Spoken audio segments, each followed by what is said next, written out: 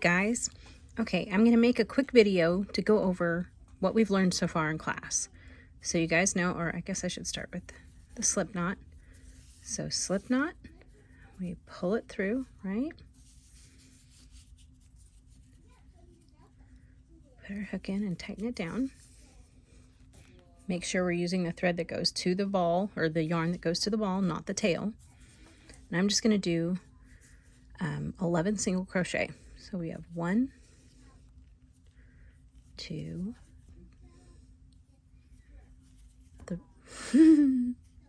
3, 4, 5, 6, 7, 8, 9, 10, 11. So I did 11 because when we go back to single crochet, we're going to skip the first stitch and go into the next. So that'll give me 10 stitches to keep it kind of neat and clean.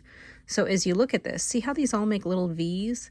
So there's one, there's one, there's one. These are each our stitches, okay? So the first one right here, we're going to skip and we're going to go into the second one.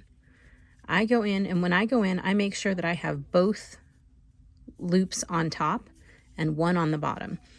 I've watched a bunch of videos trying to find ones for you guys. Some people say that you have to have the 2 on top. Some say only 1 on top. So I guess it doesn't really matter. This is just how I've learned. But so that's our first stitch. We skipped the first one and went into the second.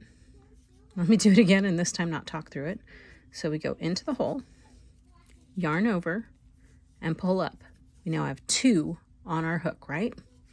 Then we yarn over again, pull through both. A common mistake I've been seeing in class is people will go into the stitch, yarn over and pull up, and go straight through to the next one. See how much smaller that makes it? That's called a slip stitch. And it is useful, but it's not going to help you when you're trying to learn how to single crochet, because when you try to go back into a slip stitch on the second row, it's next to impossible. So we're going to go back and do this. We go into the stitch right here, yarn over, pull up, and through. I'm going to do this all the way to the end so that I can show you guys what it looks like to turn your work and go back along the second row.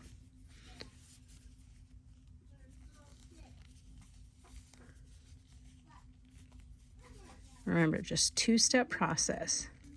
In, yarn over once, then you're yarning over a second time through both.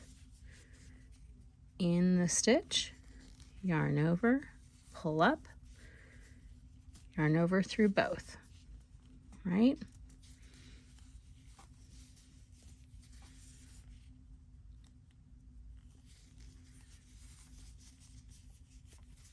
Now we're at the end. Make sure you go into that last stitch. Don't just leave it hanging there.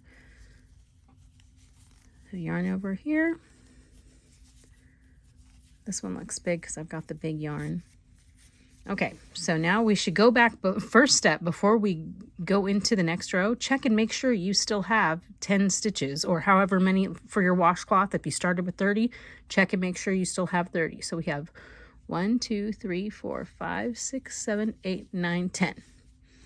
Okay, so now we need to chain 1, just a chain, right? And then turn your work. And now we're going to do the same thing, but going back, and we're going into these holes. So we have one here, here, here. I feel like it's a lot easier to see once you've gone into that foundation row, which is the one with the chain. So we just do the same thing. We went in, yarn over. Now I have 2 on your hook, yarn over again, pull through both. In, yarn over. We have 2, pull through both. And you're going to do that all the way to the end. But the best way to make sure that you are getting into every stitch, because sometimes you're like, wait, was this a stitch? Was it not? When you get to the end of your row, go back and count and make sure you have the same number that you started with. Alex went from having 35 stitches on his washcloth to when he ended, he only had 12. So that was advice I should have given him earlier on. But it makes it much easier to notice a mistake if you count at the end of each row rather than waiting until your project starts looking kind of wonky. Okay, so here I wanted to get to the end of this row so that you can see this was what Alex's mistake was. He would get here and then he'd go, oh, I'm to the end of my row, and he would turn and start working. But this right here is actually another stitch. It's easier to see because I'm using big thick yarn. On the thinner yarn, it's easier to miss, but you have to make sure you go into that last stitch and do your single crochet before you chain one and turn. I hope that helps you guys out, and I look forward to seeing you in class on Thursday.